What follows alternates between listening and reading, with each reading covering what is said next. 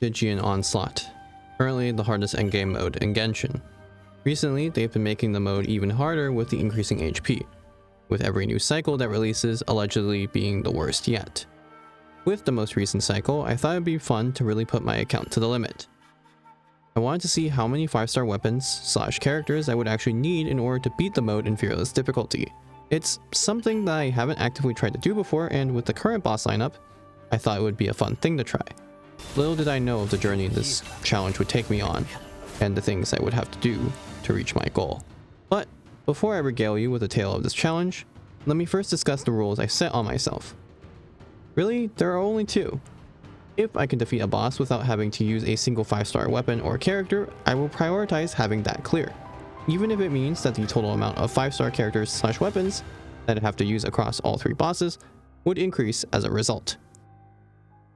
As for the other rule, I'm considering Traveler as a 4-star. Despite their in-game classification, Traveler is closer to a 4-star than a 5-star damage-wise, something I'm sure I don't have to go into depth with this audience. I'm just saying this before the obligatory, "Oh, but Traveler is a 5-star." With that squared away, it's time to talk about what I would be facing this cycle. On the Stygian menu this time, we have up first the Gecko, a giant geo creature with a HP pool that makes the rest of the menu look like appetizers in comparison. Second, we have a rerun of the Papilla, with an extremely annoying Night Soul shield. And finally, we have another rerun of the Hera. Frankly, I was only worried about one of these bosses. The Gecko isn't particularly hard to fight, but the HP total is too high for teams that only contain 4-star characters and weapons, so it was likely that I would need to use at least one 5-star, if not multiple. As for the other 2 bosses, I knew of ways prior to the Stygian cycle to defeat both of them without using a single 5-star. For the Papilla, I had been it the last time it reared its ugly mug with a PMC overload team. At that time, I did use 5-star weapons on PMC and Fischl. Though now with the Traveler buffs and the fact I had leveled up Fischl and Chevreuse challenge since then, made me pretty confident that I'd be able to clear using only 4 stars this time. In some sense, this was a revenge match. As for the Hera, I saw a channel by the name of Ganyu Clips clear this boss with a 1.x 4-star team when the boss first arrived in Stygian. With the Hera losing 500k HP in Fearless since its last iteration, and having a slightly better build on shelling than I did last time, I figured that I should be able to do the same clear here. Assuming everything went well, I should be able to defeat both the Papilla and the Hera without utilizing a single 5-star. I first went to prepare my builds for the Papilla. One of the tricks I utilized last time was to put PMC on a 4-piece Thundering Fury build, which addresses the cooldown mismatch Pyro MC has with the rest of the team. With this particular build on PMC, you can get a 4th shield break on the Papilla, which is only really possible with a team setup like this one. However, with the lack of a 5-star weapon to make up for the damage loss incurred via 4-piece Thundering Fury, I decided to use 4-piece Codex instead. This meant that I would only get 3 breaks, but that should be fine. The rest of the artifacts on my characters are pretty standard. Golden Troop for Fischl, Scroll for Auroron, and Noblesse on Chevreuse. Weapons were the next item to tackle. I could use the same weapons for Auroron and Chevreuse that I used last time, which were Favbo and Dialogues, but Fischl and Pyro MC needed weapon replacements. Fortunately, these were easy for me to get. Finale on Traveler, and Stringless on Fischl. Frankly, Finale is really strong in this team setup due to the limited attack buffs I have, and is overall a solid option for most sword DPS characters. Once I got everything assembled, I headed straight into Papilla attempts. It didn't take too long to get a successful attempt.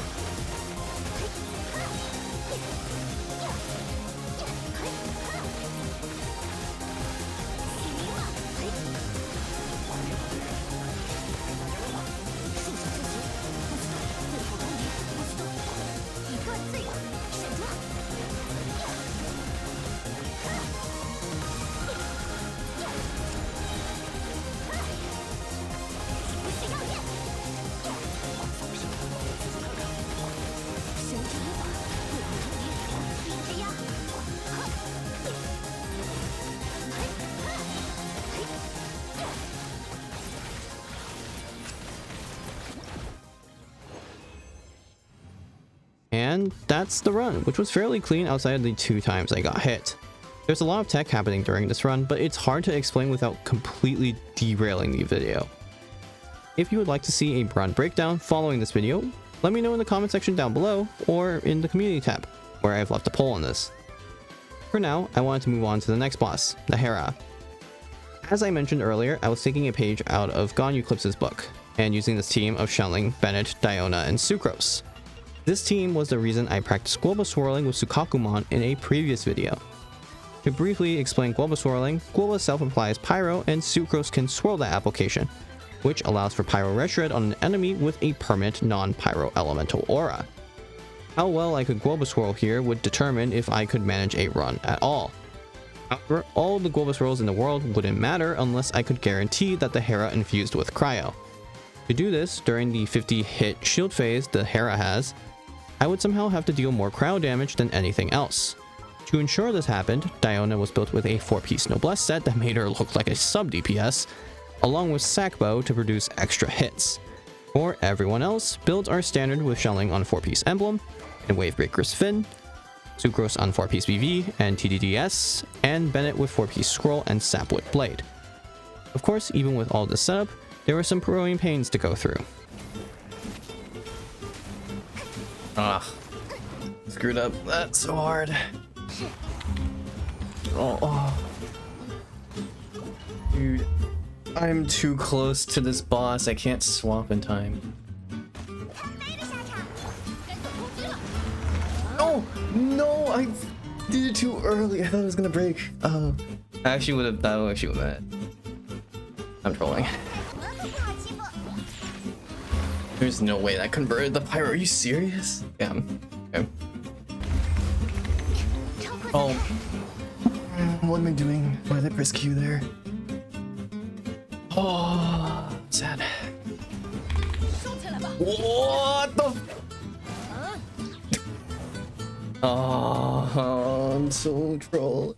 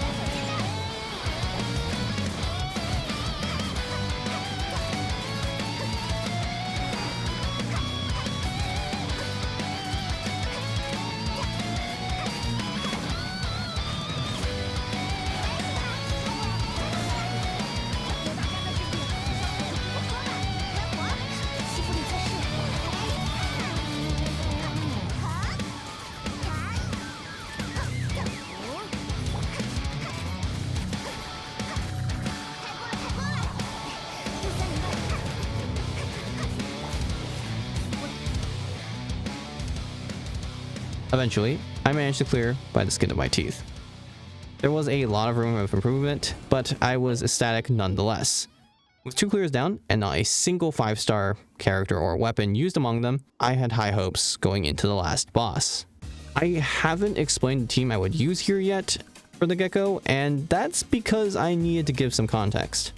Last time I streamed, I was exploring the Temple of Space and the new Mondstadt area without the use of a minimap or compass. However, there is a section that effectively traps the player, with teleporting being the only way to reasonably get out. Because of this, I had to open the map, which made it so that I failed my own challenge. And the punishment? Building a meta character, which I ended up building Linnea. I'm not going to make a video on her, I'm quite late to the party at this point, and her kit is relatively uninteresting other than the fact it can just do large amounts of damage, which isn't that interesting, to be honest. That said, I intended to use her for the Gecko along with Columbina, Noelle/Ningguang, and Alua originally. I thought that would be relatively easy to clear. However, my lack of farming the new artifact sets caught up to me at this point. I simply did not have the stats necessary to really carry this comp out, at least not without using a lot of 5-star weapon investment. At this point, all potential options available to me required using a lot of 5-star units and or leveling. In terms of what I have built on my account that could take on the Gecko, it was pretty much a choice between using Skirk or Flynn's. I ended up choosing Flynn since the team was comparatively more leveled than my Skirk team, and I didn't have enough resin to invest into both level up and talent materials that I would have to for the Skirk team, due to having spent a considerable amount on leveling Linnea and 4-star weapons for the other 2 bosses. I guess this is what they call putting all your eggs in one basket. In order to compensate for some lackluster builds in the Flynn's team, I ended up having to use 5-star weapons on Flynn's, Columbina, and Anefa. I also used a very interesting build on Ningguang to address the Gecko's debuff.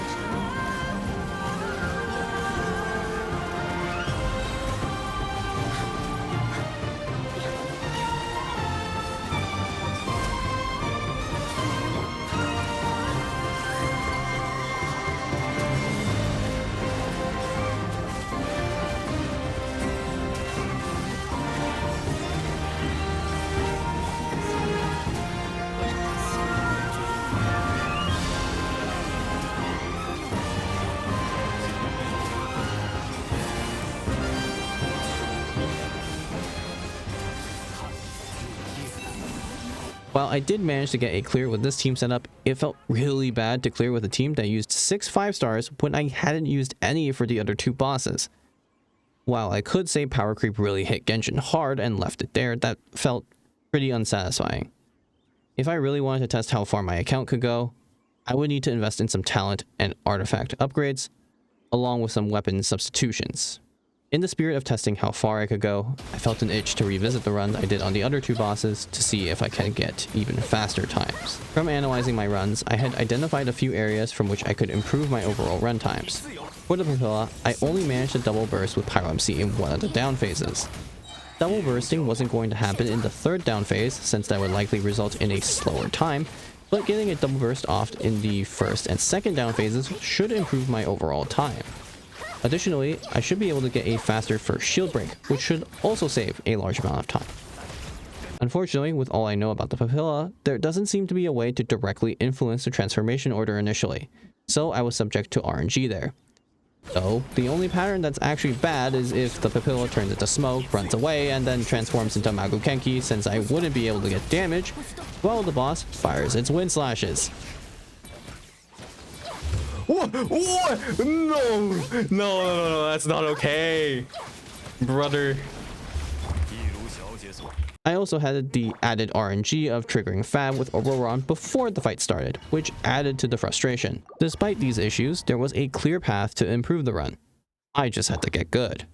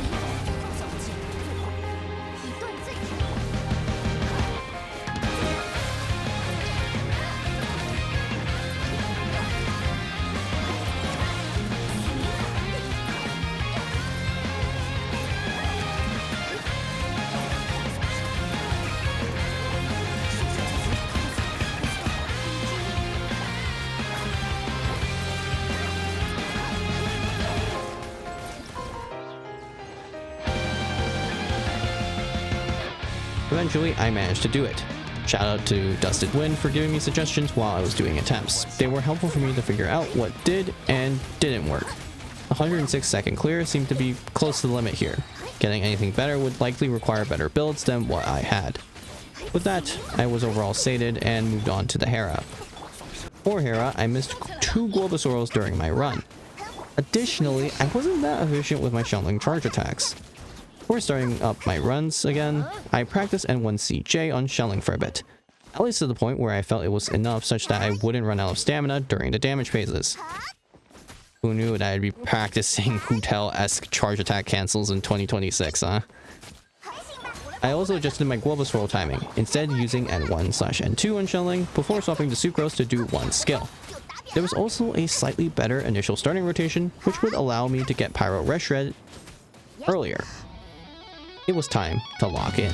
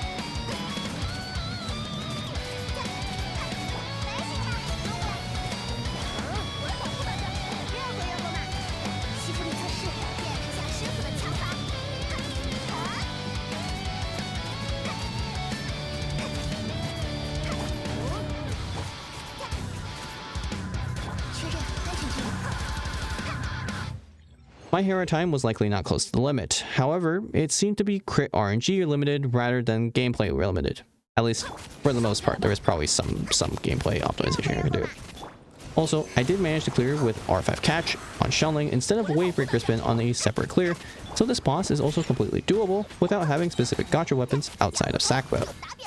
With this, I was pretty satisfied for what I did with the Hera, so I decided to move on to the final boss, the Gecko. I wasn't only biding my time for better builds on my Flynn's team. In between getting faster clears on the Papilla and Hera, I was trying to perfect one of the hardest techniques I've ever had to perform to ensure I could clear with my now 5-star team after moving Flynn's to the not quite craftable and Columbina to Sack Jade. Flynn's at C0 should only be able to produce 2 mini bursts by design. However, with specific timings, one can get 3 mini bursts, with Bote first performing this tech to my knowledge. Didn't expect there to be any skill expression with Flynn's, huh? Now, you're probably asking the obvious question. Why don't people do this more often?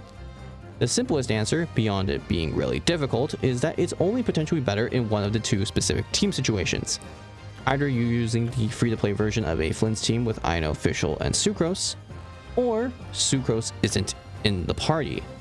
In any other version of a Flynn's team, there is no good reason to perform a triple mini burst because it makes your rotation longer without much benefit, since the 3rd mini burst wouldn't be buffed by any of Sucrose's abilities or VV, and downtime that's present in the free-to-play version of a Flynn's team usually gets eaten up by the ult animations of Columbina and Anefa instead when you upgrade it. Additionally, 3 mini bursts require significantly more ER to make use of properly. Even in the case where you're using free-to-play Flynn's, there's the argument you should just use 4-piece Thundering Fury on him to get rid of the downtime when playing that team. So this current situation where I have to use Ningguang in order to break the Gecko's shield is one of the only instances where Flynn's triple bursting makes sense. That said, even though I've established that it is better to use this technique, it's extremely hard to do. At 60 FPS, I could only manage to do it once against a dummy after several hours of trying. Okay, well, twice, but you get the point. You have very little frame leeway to do this combo. If your double skill press in the beginning is too slow, you already can't triple mini burst. That said, I wanted to be able to do this combo, mainly because I thought it'd be really cool. So my solution was to go down to 30 FPS to do this tech. It's still difficult to do, but more manageable and forgiving than its 60 FPS counterpart. However, my experience only consisted of hitting a static dummy, and even against the ideal target, my success rate was limited in practice. Way too many times, the Gecko would shift its position slightly and dodge my normal attacks. Dude, it's just so annoying. Every single one of its attack patterns is bad. On top of this, there were issues with energy RNG generation that made certain runs incapable of using triple mini bursts, not due to a fault of my own. Without any way to make alterations to Flynn's build to better enable energy collection, I threw myself into the endless RNG. Attempt after attempt, I failed to perform the technique. I started to get flashbacks from when I failed to do Red and Dragon Strike, fearing that I would fail here. Was I simply just not capable of doing it? Would I fail just as I had once in that dire Ride and Clear oh so long ago? Then, a spark. No! Oh, I saw it! I saw it! Okay, it's doable. I had seen the icon change on the skill button, indicating that it was in fact possible to hit a triple burst. That spark was all that was needed to trigger a wildfire of motivation, spurring me forward to keep up the attempts.